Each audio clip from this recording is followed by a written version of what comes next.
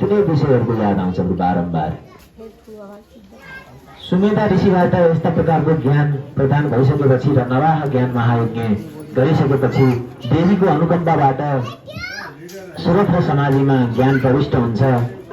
भगवतीको अनुकम्पा समेत प्राप्त हुन्छ र समयान्तरमा त्यो सुमेधा राजाको राज्यमा राजाको अभाव हुन्छ। पुनः देवीको आराधना पश्चात, देवीको कृपा प्राप्त भए पश्चात देवीबाट आज्ञा हुन्छ, हे सुमेधा तिमी के चाहन्छौ वर माग भन्दा नवाह यज्ञ पश्चात देवीबाट वर माग भन्ने आग्रह पश्चात उनी भन्छन्, मलाई पुनः त्यही मेरो पुरानो राज्य र मेरो आफ्नो परिवार फिर्ता गरिदिनुहोस्।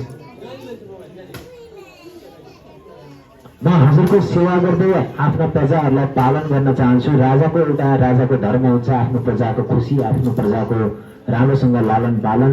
त्यसकारण म आफ्नै प्रजाहरूलाई देवी भगवतीको आराधना गर्न सिकाउँदै देवी भगवतीको अनुकम्पाको गुणगान गाउँदै राज्य सञ्चालन गर्न चाहन्छु भन्छन्। र सुमेधा ऋषिको ज्ञानमय वचनबाट तिनीहरू दुवै आच्छादित भइसकेका हुन्छन्। सुमेधा नामका वैश्य पनि सुरथ नामका राजा र समाधि नामका वैश्य दुवैले आफ्नै पुरानै त्यो वासनायुक्त सामग्रीहरूको माग गर्छन्। तर देवी ज्ञान प्राप्त भइसकेको, देवीबाट अनुकम्पा प्राप्त भइसकेको कारण उनीहरू दुवैले देवी भगवतीको ठुलो ठुलो मन्दिरको निर्माण र त्यसैमा पूजा आराधना गर्दै आफ्नो राज्य सञ्चालन र अर्काले सबैलाई ज्ञान बाँड्दै हिँड्ने दूतका रूपमा काम गर्ने वचनबद्धता गरी देवीबाट आशीर्वाद प्राप्त गर्छन्। यसका साथसाथै पञ्चम स्कन्दनको समाप्ति हुन्छ। जय बोलो श्रीमद् देवी भागवत महापुराणको। अब यो सुरथ राजा र समाधि वैश्य को हुन् त?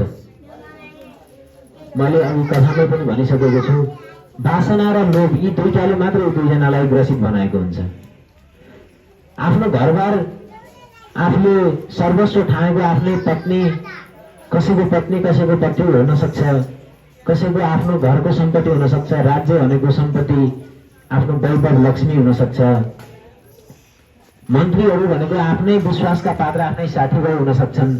त्यस्ताबाट घात प्राप्त हुन्छ। त्यस्ताबाट सबै आफूले जुनसुकै कर्मबाट आच्छादित गराउँदा पनि उनीहरूबाट भने त्यस किसिमको प्रतिफल प्राप्त भइरहेको हुँदैन। त्यसकारण आफूलाई कुनै बेला क्षणिक सुख भएका वस्तुहरूलाई मात्रै सम्झेर त्यसैमा मग्न भएर रहनु हुँदैन। सम्पूर्ण बाल गोपालहरूको, दुर्गा माताको, आफ्ना माता पिताहरूको, आफ्ना गुरु गोविन्दहरूको अब हरेकले के सम्झनु पर्यो भने आफ्ना माता पिता, इष्टमित्र, आफ्नो सम्पत्ति,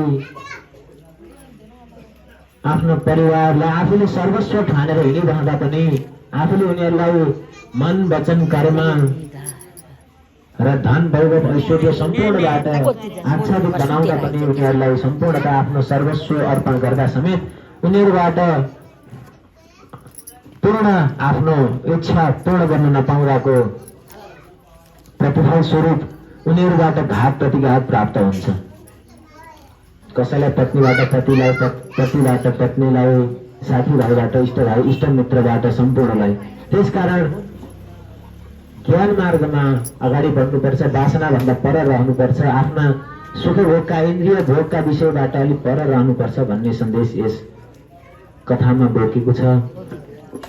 षष्ठ स्कन्द सुरु हुन्छ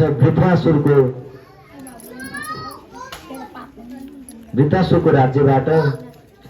वृत्रासुर को थिए त?